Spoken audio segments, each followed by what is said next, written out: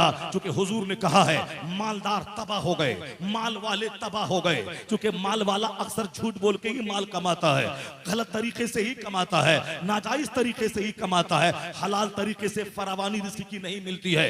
जिसको भी कीमती गाड़ियां सड़कों पे दौड़ रही है, उन तमाम गाड़ी के पीछे हराम जरिए रिस्क काम करता है। फरावानी से 50 लाख महाना हलाल कमाई करने वालों को नहीं मिलता है। जितनी भी फलकबोस इमारतें हैं, जितनी भी कीमती गाड़ियां हैं और जितनी भी कीमती जेवरात हैं, सबके पीछे कुछ न कुछ ब्लैक होनेस होता है, कालापन होता है। कहीं झूठ बोलकर, कहीं हराम तरीके से, कहीं माल छुपाकर, कहीं दलाली करके, कहीं बिकी हुई जमीन बेचकर। इसलिए मकान को देख के तारीफ मत कर, गाड़ी को देख के तारीफ मत कर, दौलतों को देख के तारीफ मत कर, वरना जालिमों का साथ देने वालों में तेरा नाम लिखा जाएगा।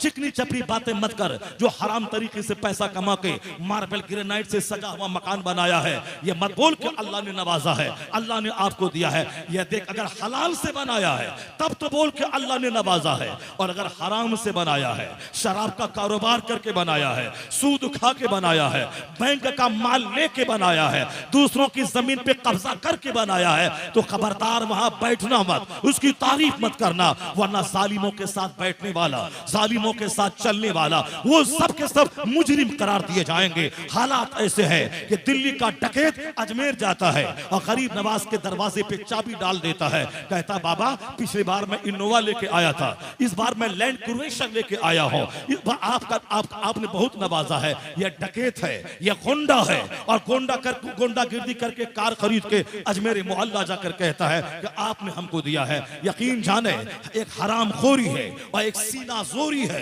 कि गरीब नवाज की तरफ मंसूब करता है कि आपने मुझको ये माल दिया है। यानी गरीब नवाज ने कहा था कि जाओ दूसरों की जमीन पे कब्जा करो और दलाली करो और कार खरीद के चाबी लेके मेरे पास आओ। इसका मतलब गरीब नवाज गोंडों और गरीबों को, गोंडों और दलालों को पालते हैं। वह बदतमीज है, एक तो हराम कमाई और दूसरा उस नेक और पाकीज़ा बंदे की कब्र पे जाके चाबी रख देता है। जहां भी चमकती दमकती दुनिया है वहां 90% हराम का दखल होता है। और हदीस में आया है हराम खाने वाला वह चाहे काबा में क्यों ना दुआ करे, उसकी दुआ कबूल नहीं होगी। हदीस पाक का मफहूम है, एक शख्स दूर दराज से चल के आता है, हाथ फैला के दुआ करता है, या रब कहता है, मगर अल्लाह के रसूल कहते हैं दुआ कैसे कबूल होगी? मतमहु हराम, मलबसहु हराम, मशरबहु हराम, उसके बदन का कपड़ा हराम का है, उसके पेट की ग़िज़ा हराम की है, उसके बदन का, उसके पेट का मशरूब ये हराम का है। हराम खाकर कोई काबा में भी दुआ करे दुआ कबूल नहीं होगी। और हलाल का 1 रुपया हराम के खरबों रुपए से बेहतर होता है। हलाल का किराए का घर हराम के अपने करोड़ों के घर से बेहतर है। बुजुर्गों ने कहा है ये 50 लाख लोग जो हज को जाते हैं, ये उम्रा पे उम्रा जो लोग ठोकते हैं, उसमें अच्छी नीयत वाला, हलाल कमाई वाला कम ही लोग होते हैं। अक्सर लोग वो होते हैं यहाँ झूठ बोले, दूसरों को सताए और माल कमा के हज को चले जाए। वो हौकाने काबा का खिलाफ थाम के दुआ करे, कश्मीर का मसला हल हो, बोस्निया का मसला हल हो, हिंदुस्तान का मसला हल हो। मसला हल होने के बजाय और गहराता चला जाता है। बुजुर्गों ने कहा कि मुस्लिम शरीफ की हदीस पढ़ कि अगर आदमी के चेहरे पे गर्दो गुबार है, उसका पेट पीठ में चिपक गया है, हाथ उठा के दुआ करता है, नबी कहते हैं अन्ना युस्तजाब, कैसे दुआ कबूल होगी जबकि पेट का दाना, पानी, लिबास ये सब हराम का है। हलाल का दाना अंदर जाता है तो सीना रोशन होता है। जो दुआ हो दुआ कबूल अल्लाह करता है। इसलिए बुजुर्गों ने कहा हलाल कमा, हज फर्ज नहीं है तो हज की तमन्ना मत कर, पैसा नहीं है तो मदीना जाने की तमन्ना मत कर, नमाज फर्ज है नमाज पढ़, रोजा फर्ज है रोजा पढ़, रोजा रख। जो फर्ज है वो करता नहीं और जो फर्ज नहीं है उसके लिए भीख मांगता है और बोलता है तड़प है मदीना जाने की। मस्जिद जाना 5 टाइम ये जरूरी है, जमात से नमाज पढ़ना वाजिब है। आदतन जमात छोड़ने वाला फासिक मरदूदु शहादा है। एक वक्त की नमाज जानबूझ के छोड़ना हराम और गुनाह कबीरा है। शराब पीने वाला 10 साल शराब पिए वह तौबा करे, अल्लाह माफ कर देगा।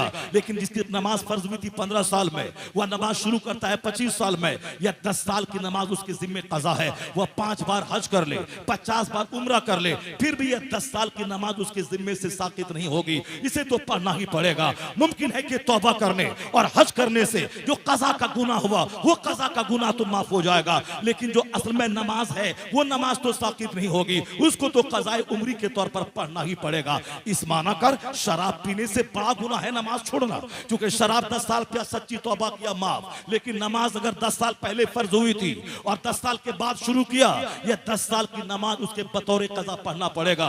और कोई नफल कबूल नहीं होता जब तक कि फर्ज उसके जिम्मे बाकी रहे।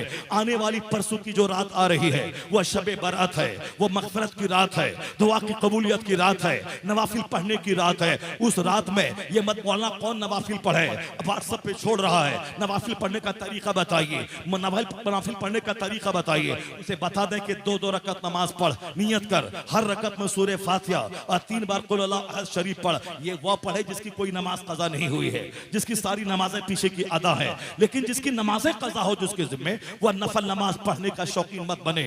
वो पूरी रात जाकर अपनी जिंदगी की पहली फजर पढ़े, पहली फजर अदा करे, पहली जोहर अदा करे, पहली असर की नमाज अदा करे। पूरी रात जाकर मुमकिन है कि 1 महीने की नमाजें अदा हो जाए, उसको रात भर जागने का सवाब भी मिल जाएगा। और फिर जो कज़ा नमाज है वह भी अदा हो जाएगी।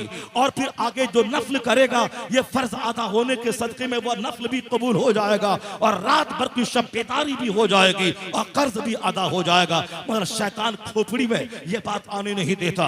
शैतान कहता आज शबे बरत है, आज नफल नमाज पढ़, 1 रकात में सूरह फातिहा 25 बार कुल अल्लाह शरीफ पढ़ेगा, 25 साल के गुनाह माफ हो जाएंगे। आला हजरत लिखते हैं जब तक रोजा फर्ज जिम्मे कज़ा है, अगला रोजा मुअल्लक रहेगा, कबूल नहीं होगा। जब तक पिछली नमाज़ें कज़ा है, उसका कोई नफल कबूल नहीं होगा जब तक फर्ज वो अदा ना करे। इस खोपड़ी में वही बात आती है जो बात उलमा के करीब रहे, जो वहां हक बात आती है, वरना शैतान उसके दिमाग में बेशुमार बातें डालता रहता है। आने वाली शबे बारात में कज़ा नमाज़ें ज्यादा अदा करे, क्योंकि जान ले कि कोई नफल कबूल नहीं होता जब तक कि उसके जिम्मे फर्ज बाकी हो। तो आदमी खाने काबा में दुआ करता है, दुआ रद्द हो रही है। क्यों? इसलिए कि हराम माल खाकर कोई काबा का किला पकड़ के दुआ करे, दुआ कबूल नहीं होगी। और हलाल गज़ा खाकर अपने मोहल्ले की मस्जिद में दुआ करे। बुजुर्गों ने कहा है जो दुआ काबा में कबूल न होगी हराम खाकर, वो हलाल खाकर मोहल्ले की मस्जिद में कबूल हो जाएगी। इसलिए अपने मोहल्ले की हलाल का कमाई पे जोर दे, वरना आजकल सिर्फ दौलतमंद बनने के नशे में आदमी हराम हो या हलाल कोई तमीज नहीं कर रहा है। मदरसे का माल नाजायज तरीके से लोग खा रहे हैं, मस्जिद का माल जो बाप ने वक्फ किया था उसे लोग मार मार के खा रहे हैं। माल चाहिए माल। आखिरत का अकीदा जब कमजोर होता है तब माल का जज्बा जवान होता है। माल चाहिए। इसलिए कुरान शरीफ में हर जगह पे आखिरत की बात, जन्नत की बात, जहन्नम की बात, पुलसरात की बात, मीजान की बात, वहां अजाब जहन्नम की बात, जन्नत के इनामात की बातों से पूरा कुरान भरा हुआ है। जो चर्चा हमारे घर में कम हुआ, नतीजे में हमारी बेटियों के बदन में आग लग गई। 16 साल की जवानी है, उसे कोई शौहर चाहिए, नहीं तो कोई उसे बॉयफ्रेंड चाहिए। मन शादी नहीं हुई तो किसी हिंदू के साथ ही वह भाग जाए। आए दिन ये तमाशा हो रहा है। यह तमाशा इसीलिए हो रहा है, मैं फिजिक्स ज्यादा पढ़ता हूँ, कुरान कम पढ़ता हूँ। मैं केमिस्ट्री घर में ज्यादा पढ़ता हूँ, कुरान कम पढ़ता हूँ। मैं अखबार ज्यादा पढ़ता हूँ, कुरान कम पढ़ता हूँ। जब तू अपनी बेटी को बताएगा ही नहीं कि जन्नत क्या है, जहन्नम क्या है, आखिरत क्या है, फलसफे हयात क्या है, मकसद हयात क्या है, तो तेरी बेटी जानेगी कैसे? वो तो समझेगी अच्छा खाना, अच्छा पहनना, अच्छे लड़कों से इश्क करना, यही जिंदगी का मकसद है। नहीं शादी में देर हुई, कोई काफिर ही मिल जाए जिंदगी में, काफिर ने फोन किया, उसको मिठाई का पैकेट दिया, जेवर देने का लालच दिया, उसको 1 लाख देने का लालच दिया, उसी के साथ वह भाग गई। यह कसूरवार उसका वालिद है जो अपने घर में कुरान पाक की तालीम का माहौल कम कायम किया है और सिर्फ दुनिया कमाने की हवस अपनी औलाद को ज्यादा डालता है। चूंकि आदमी का नेचर इस तरह है, जिस तरह की बातें सुनेगा उसी तरह का असर उसके दिल दिमाग में जाहिर होगा। वरना पहले 25-25 साल की खातून की शादी नहीं होती थी, अजनबी मर्दों के बारे में दिमाग में ख्याल तक नहीं आता था, अजनबी मर्दों के बारे में सोचती तक नहीं थी। मेरी बेटियां, हमारी बीवी, हमारी माँ सोचती तक नहीं थी। बेवा हुई 25 साल में, 75 साल में उसकी मौत हुई। 50 साल अपनी गैरत, अपनी इज्जत, अपनी हया की चादर को वह बचा के रखी। न नजर बहकी, न जबान बहकी, न उसके हाथ बहके। समाज के लोग कहते थे ये समाज की आबरू और जीनत का नाम है, जिसको आंचल से, जिसके सर से आंचल खिसकते हुए नहीं देखा गया। इसकी वजह से बारिश रहमत का नुज़ुल समाज में होता है। वो भी तो औरत थी, 25-50 साल शौहर के बगैर जिंदा कैसे रही? या 16 साल की छोकरियां अजनबी मर्दों के साथ भागने का ऐसा माहौल कायम किया है। 40 करोड़ मुसलमानों की नाक कट रही है। अभी बरेली इलाके में 1 महीना पहले एक खूबसूरत पढ़ी लिखी, कॉलेज की पढ़ी लिखी खातून, उन्होंने एक गैर मुस्लिम के गले में फूल का माला डालकर उसके साथ उन्होंने शादी कर ली। अभी चंद दिन पहले एक मुसलमान की बेटी वह गैर मुस्लिम के साथ भाग के कोर्ट मैरिज कर रही है। बाप उसका घिघिया के हाथ जोड़ के भीख मांग रहा है कि बेटी मान जा, चलो मैं तेरी शादी दिला दूंगा। क्यों इस तरह के सांप को पैदा किया था? क्यों इस तरह की बेटी पैदा की थी जिसके सामने बाप को गिरा के भीख मांगने की नौबत आ रही है? बाप कहता है माँ का प्यार याद कर, मेरी शफकत याद कर। तेरी माँ ने तुझको पेट में 9 महीने रखा, 2 साल खूने जिगर पिलाया, 10 साल नर्स की तरह तेरे कपड़ों को साफ करी, मैंने तुझ सारा प्यार तुझ पर निछावर किया। मेरी नाक क्यों काट के गैरों के साथ भाग रही है? कुछ नहीं, बदन में आग लगी है, आग। जल्दी से इस आग को बुझाना है। चाहे ये आग कोई हॉकर बुझा दे, कोई जोकर बुझा दे, कोई चमार बुझा दे, कोई हरिजन बुझा दे, कोई दलित बुझा दे, कोई चादर बेचने वाला बुझा दे, कोई ग्वाला बुझा दे। बदन में आग लगी है शहवत की। ये हराम गज़ा की तासीर है कि तेरा लड़का हराम की तरफ माइल हो रहा है। ये हराम गज़ा की तासीर है कि तेरी लड़की हराम काम की तरफ माइल हो रही है। वरना जहां कुरान की तिलावत हो, जहां हलाल गज़ा हो, 40 दिन तक उसका दिल दिमाग रोशन होता है। और हराम की गज़ा अंदर जाए तो 40 दिन तक दिमाग काला, दिल काला, शहवत की दुनिया में आग लगती है। 25 साल की खातून सर से आंचल ने किसकी, ये 16-18 साल की बच्चियां हैं, इसके बदन में आग लगी है, उसको बुझाने के लिए वह भाग रही है। जन्नत में खरबों साल रहना होगा तो वहां जल जाएंगे, मगर आज आग बुझे। कब्र में कयामत कायम ना होगी 50,000 साल तक, तो कब्र में रहना है, कुछ भी हो मगर आज आग बुझनी चाहिए। इसी बदन में आग लगी, वो हराम कमाई की तासीर है, वह गंदे माहौल का असर है कि आज बेटियां नाफरमान पैदा हो रही है, बेटे नाफरमान हो रहे। बुजुर्गों ने कहा है, कुरान ने क्यों कहा नेकों के साथ रहो? क्यों कहा नेकों के साथ रहना, नेकों की बात सुनना, नेकों का चेहरा देखना, नेकों की महफिल में बैठना, नेकों के पास आना जाना। ये अहादीस के औराक भरे हुए हैं कि नेकों के पास जाने की क्या फजीलत है। ये कुरान पाक में क्यों कहा गया, इन्न रहमतल्लाहि करीबुम मिनल मोहसिनीन, अल्लाह की रहमतें मोहसिनीन के करीब है। कुरान पाक में क्यों कहा गया, इन्नल्लाहा युहिब्बुल मुत्तकीन, अल्लाह मुत्तकीन से मोहब्बत करता है। कुरान ने क्यों कहा वकुनू मअस सादिकीन, सच्चों के साथ रहो। हमारी सोहबतें गुंडों की, हमारे घर में आना जाना दलालों और चोरों का, हमारे घर में आना जाना बेनमाजी का, हमारे घर में आना जाना शराबियों का, हमारे घर में आना जाना अजनबी मर्दों का। अगर मेरी बच्चियां बिगड़ जाए हमारा कसूर है। हमने कभी अपनी बेटी के सामने फातिमा ज़हरा की सीरत नहीं बयान की, गौसे आजम की माँ की सीरत बयान नहीं की, हमने कभी आला हजरत की माँ की सीरत नहीं बयान की, महबूब इलाही की माँ की सीरत बयान नहीं की, गरीब नवाज की माँ की सीरत बयान नहीं की। जब मैंने बयान किया बच्चों के सामने, वह पढ़ी लिखी डॉक्टर बनी, करोड़ों में खेल रही है, वह पढ़ा लिखा इंजीनियर बना, वह लाखों में खेल रहा है, वह पढ़ी लिखी IAS ऑफिसर बनी, वह खरबों में खेल रही है, वह पढ़ा लिखा IPS ऑफिसर बना, वह करोड़ों में खेल रहा है। तो बच्चों के दिमाग में भी जुनून बसेगा, हमें डॉक्टर बनना है कमाने के लिए, हमें इंजीनियर बनना है कमाने के लिए। वह डॉक्टर बनने के बाद खिदमत क्या करेगा, वह गरीबों की जमीन बेचवा के नॉर्मल डिलीवरी को सिजरिंग करवाएगा, उसके जेवरात को गिरवी रखवा देगा, वरना बोलेगा जच्चा भी मरेगी बच्चा भी मरेगा। अब यह गरीब बेचारा पांव पकड़ रहा है मगर उसका दिल अंधा है, क्योंकि पढ़ा ही है कमाने और खाने के लिए, इसीलिए वो कमा खा रहा है। बाप ने बोला था डॉक्टर बनेगा, कमाएगा खाएगा, बाप कहां बोला था पढ़ेगा लिखेगा नेक बनेगा, जन्नती बनेगा, समाज की सेवा करेगा, हराम और हलाल में तमीज करेगा। तो डॉक्टर बन के भेड़िया, लोग कहते हैं डॉक्टर बनना और है, इंसान बनना और है। वह इंजीनियर है, 200 से ज्यादा आदमी को मोरबी का झूला पुल खोल के उन्होंने उसको मौत के मुंह में डाल दिया, सिर्फ चंद सिक्के की खातिर। NOC भी नहीं मिला था। लोग कहते हैं वो इंजीनियर की सूरत में दरिंदा है, वो भेड़िया है, इंजीनियर है मगर इंसान नहीं है, ये डॉक्टर है मगर इंसान नहीं है। तो इंसान होना और है, डॉक्टर होना और है, इंजीनियर होना और है, डॉक्टर होना और है। तो उस कॉलेज में इंजीनियर बन के पैसा कमाने का हुनर सिखाया जाता है, उस कॉलेज में डॉक्टर बनकर चंद सिक्के कमाने का हुनर सिखाया जाता है। ये मदरसा है जहां की चटाई पे बच्चों की गुट्टी में पिलाया जाता है। झूठ बोलना हराम, शराब पीना हराम, सूद खाना हराम, माँ बाप को सताना हराम, नमाज छोड़ना हराम, दूसरों की जमीन पे कब्जा करना हराम। ये लीगल है या इलीगल है, या राइट है या रॉन्ग है, या गुड है या बैड है, या यूजफुल है या बेनिफिशियल है। जिन आदमियत का पैगाम ये पंडित जी लखनऊ का, इन्होंने मदरसे का सर्वे करवा करवाया, उन्होंने गलती की। मदरसे का सर्वे करवा के उसे हर क्लास में अपना जासूस भेजना चाहिए और वहां की इंक्वायरी करनी चाहिए कि अली बे वाले दर्जे में क्या पढ़ाया जाता है, बुखारी शरीफ वाले दर्जे में क्या पढ़ाया जाता है। अगर वह 2 दिन सर्वे करवाता, उसका नजरिया बदल जाता। यहाँ से आतंकवादी नहीं पैदा होते हैं, यहाँ से इंसान पैदा होते हैं। यहाँ कभी नहीं बताया जाता पढ़ने के बाद हाथ में तलवार उठा ले, हिंदुओं की गर्दन काट दे। 40 साल जिंदगी, 40 साल मदरसे की जिंदगी में न पढ़ने के जमाने में न पढ़ाने के जमाने में कैसा कोई मौका आया कि तलवार उठा गर्दन काट दे काफिर की। वो इमरजेंसी केस है जिहाद का। जब मेरी मस्जिद खतरे में पड़ जाए, मेरा ईमान खतरे में पड़ जाए, मेरी नमाज खतरे में पड़ जाए, जब लोग मुझ पर कुफ्र थोपने लगे, मेरा ईमान बचाना मुश्किल हो, वो इमरजेंसी केस है। अपने डिफेंस के लिए जिहाद करना है, दुश्मनों के डेने तोड़ देना है। नॉर्मल हालत में कुत्ता भूखा है, उसको पानी पिलाने पे सवाब है, बिल्ली को चारा देने पे सवाब है, चाहे वह काफिर क्यों न रहे। रास्ते में कोई भूखा है, उसे खाना खिला दे, सवाब मिलेगा। हमारा मजहब तो यहाँ तक कहता है कि अल्लाह तबारक व तआला का कुंबा है ये सारे इंसान, और तुम में सबसे बेहतर वो है जो अल्लाह के कुंबे के साथ अच्छा सलूक करने वाला है।